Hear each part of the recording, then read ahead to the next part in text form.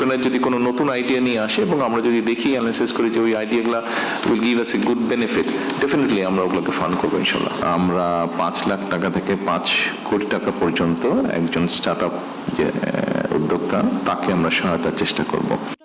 দেশের সম্ভাবনাময় উদ্যোক্তাদের 5 লাখ থেকে 5 কোটি টাকা পর্যন্ত আর্থিক সহায়তা দেবে সরকার। আইসিটি বিভাগের 500 কোটি টাকার স্টার্টআপ তহবিল থেকে দেয়া হবে এই অর্থ।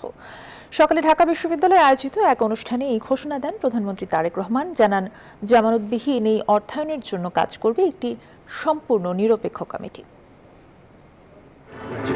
তারুণ্য, স্টার্টআপ ও সম্ভাবনা বাংলাদেশ এই শিরোনামে ঢাকা বিশ্ববিদ্যালয়ের নবাব আলী চৌধুরী সিনেট ভবনে আয়োজন করা হয় বিশেষ এই অনুষ্ঠান। ঢাকা বিশ্ববিদ্যালয়ের সহযোগিতায় তথ্য ও যোগাযোগ প্রযুক্তি বিভাগ আয়োজিত এই অনুষ্ঠানে প্রধান অতিথি ছিলেন প্রধানমন্ত্রী তারেক রহমান। ভূমিকা পালন করছে।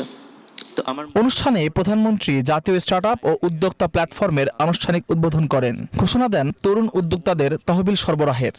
Spanish digital print tiles, ATI tiles, এক টাইলসে জীবন পার। এন্টারপ্রেনার যদি কোনো নতুন আইডিয়া নিয়ে আসে এবং আমরা যদি দেখি অ্যানালাইসিস করি যে ওই আইডিয়াগুলো will give us a good benefit, definitely আমরা ওগুলোকে ফান্ড করবো ইনশাল্লাহ। আমরা 5 লাখ টাকা থেকে 5 কোটি টাকা পর্যন্ত একজন স্টার্টআপ যে উদ্যোক্তা তাকে আমরা সহায়তার চেষ্টা করব।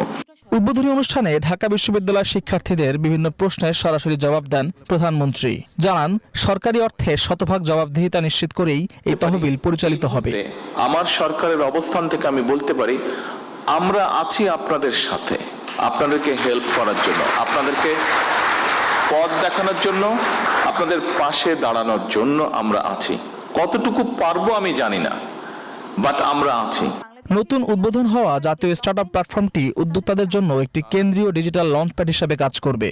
এখন থেকে সরকারি সহায়তা, আবেদন প্রক্রিয়া, প্রশিক্ষণ, মেন্টরিং ও বিনিয়োগের সব সুবিধা এক ছাতার নিচে পাবেন তরুণরা।